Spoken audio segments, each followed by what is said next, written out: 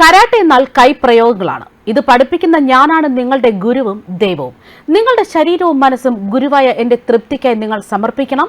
അത് മാത്രമല്ല, നിങ്ങളുടെ നെഞ്ചത്ത് കൈവയ്ക്കുമ്പോൾ എനിക്ക് നിങ്ങളെ തന്നെ അറിയാൻ കഴിയും. ഗുരുവിലൂടെ മാത്രമേ വിജയിക്കാനാകൂ. ഇതൊരു ആയോധന കലയാണ്. അതുകൊണ്ട് തന്നെ റിലാക്സേഷൻ എന്ന പ്രക്രിയ ചെയ്യുമ്പോൾ ഞാൻ നിങ്ങളുടെ ഓരോരുത്തരുടെയും ദേഹത്ത് കയറിയിരിക്കും. ഇങ്ങനെയൊക്കെ വിളമ്പി എട്ടും പൊട്ടും തിരിയാത്ത പെൺകുട്ടികളെ കരാട്ടെ ക്ലാസ്സിലെ പാഠങ്ങളാണെന്ന് വിശ്വസിപ്പിച്ച് പീഡിപ്പിച്ച് ആനന്ദം കണ്ടെത്തിയ കരാട്ടെ ഗുരു സിദ്ദിഖ് അലി പിടിയിലായതോടെയാണ് മലപ്പുറം കൊണ്ടോട്ടിയിലെ 17-കാരി ചാലിയാർ പുഴയിൽ മുങ്ങിമരിച്ച സംഭവത്തിൽ ഞെട്ടിക്കുന്ന വിവരങ്ങൾ പുറത്തുവരുന്നത്. ഇക്കഴിഞ്ഞ ചൊവ്വാഴ്ച വൈകിട്ടാണ് എടവണ്ണപ്പാറയിൽ +1 വിദ്യാർത്ഥിനിയെ ചാലിയാർ പുഴയിൽ മുങ്ങിമരിച്ച നിലയിൽ കണ്ടെത്തിയത്.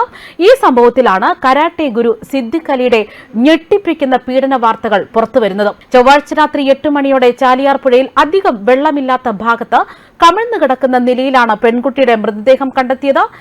ഈ പെൺകുട്ടിക്ക് മേൽവസ്ത്രം ഉണ്ടായിരുന്നില്ല.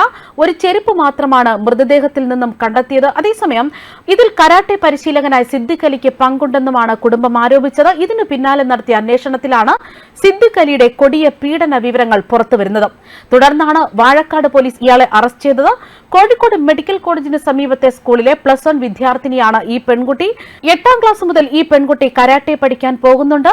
സ്കൂളിലെ കൌൺസിലിംഗിലാണ് പീഡന വിവരം വെളിപ്പെടുത്തിയത്. സ്കൂൾ അധികൃതർ കോഴിക്കോട് ശിശുക്ഷേമ അധികൃതരെ വിവരം അറിയിച്ചിരുന്നു. തുടർന്ന് പരാതി വാഴക്കാട് പോലീസിന് കൈമാറുകയായിരുന്നു. പെൺകുട്ടി സംസാരിക്കാൻ കഴിയുന്ന സ്ഥിതിയിലല്ലാത്തതിനാൽ മൊഴിയെടുക്കലൊക്കെ മാറ്റിവെച്ചിരുന്നു. ആരോപണ വിധേയനായ കരാട്ടെ അധ്യാപകൻ 2 പോക്സോ കേസുകളിലും പ്രതിയാണ്.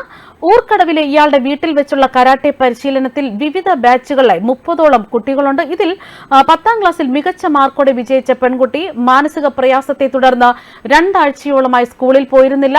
ഇതിന് പിന്നാലെയാണ് പീഡനത്തെക്കുറിച്ചുള്ള വിവരങ്ങളൊക്കെ തന്നെ പുറത്തുവരുന്നത്. പീഡനത്തെക്കുറിച്ച് ചോദിച്ചപ്പോൾ പരിശീലകൻ ആദ്യം ഒഴിഞ്ഞുമാറിയെങ്കിലും പിന്നീട് തെറ്റുപറ്റിപ്പോയെന്ന് ഏറ്റുപറഞ്ഞതായി പെൺകുട്ടിയുടെ സഹോദരിമാർ വ്യക്തമാക്കി. പെൺകുട്ടിയുടെ പിതാവും അധ്യാപകനും സാമ്പത്തികമായൊക്കെ ഉയർന്ന കുടുംബവുമാണ്. 3 പെൺകുട്ടികളിൽ ഏറ്റവും ഇളയവളാണ് ഇപ്പോൾ മരണപ്പെട്ടിരിക്കുന്നത്. അതേസമയം ഇയാൾ ഗുരുവും ദൈവവും എന്നാണ് കരാട്ടെ ക്ലാസ്സിലെ പെൺകുട്ടികളെ വിശ്വസിപ്പിച്ചിരുന്നത്. അതുകൊണ്ട് തന്നെ എല്ലാം ഗുരുവിന് സമർപ്പിക്കണം.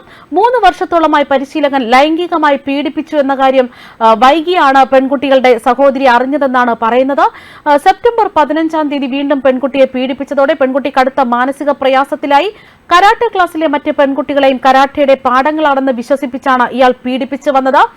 ഇയാൾ പറയുന്നത് ഗുരുവും ദൈവവുമാണ് താനെന്നും ശരീരവും മനസ്സും ഗുരുവിന്റെ തൃപ്തിക്കായി സമർപ്പിക്കണമെന്നുമാണ് കുട്ടികളെ ഇയാൾ വിശ്വസിപ്പിക്കുക.